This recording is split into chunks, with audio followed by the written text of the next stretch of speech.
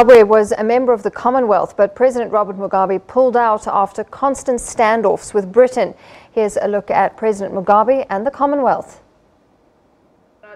Zimbabwe, a former British colony, it became a member of the Commonwealth of Nations, this making President Mugabe's attendance of the Commonwealth Summit regular. Queen Elizabeth II conferred an honorary knighthood on Mugabe in 1994. But in 2008, Queen Elizabeth II again stripped Robert Mugabe of his ceremonial knighthood on revoking the honor amid new attempts to rebuke the President of Zimbabwe and express revulsion over human rights abuses in his country. Later, relations between Britain and Zimbabwe took a turn for the worse. It all began in 2002 when Zimbabwe was going to the general elections. Commonwealth leaders wanted Zimbabwe slapped with sanctions, but during one Commonwealth summit held in Australia, leaders were divided over Zimbabwe.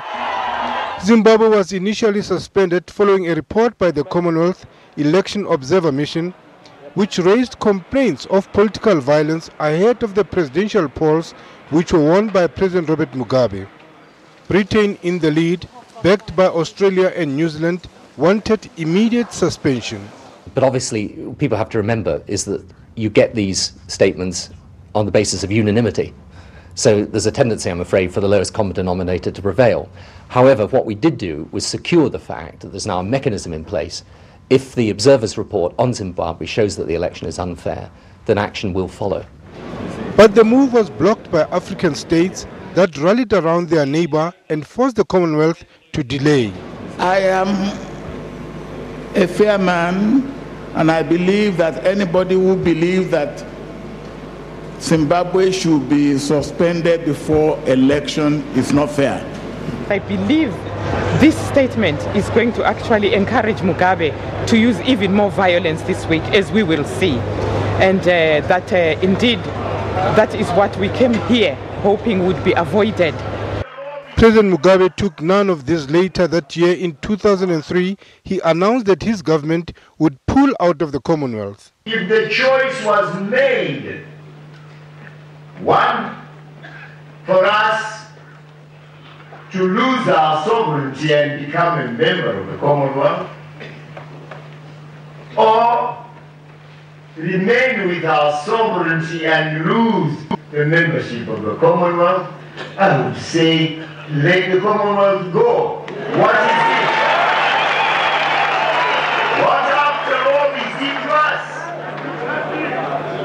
What after all is it to us? A club. There are many other clubs we can join. And he turned the heat on Britain's Prime Minister, Tony Blair. He thought only upon his whistling a tune, Mugabe would go, Zimbabwe come under MDC, that shall happen. That did not happen. And he thought he was a little god who would say, let this be, and that would be. We say to him, no, if you regard yourself as a god, please, we look at you as a Mormon.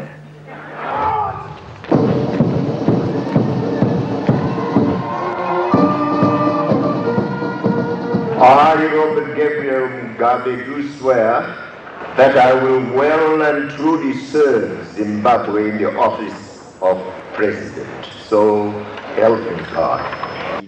Starting his new 6-year term, Mugabe launched a scathing attack on former Prime Minister Tony Blair. Our people we must thank for saying loudly to those in Europe, no, no, never. Never again shall Zimbabwe be a colony. Never again shall Zimbabwe be a colony. Doesn't matter what happens, we shall never, never, never again be a colony. African leaders called Mugabe in order to try to persuade him not to quit, but Mugabe was adamant that there was no point in Harare remaining. Lehana Tsotetsi, SABC News,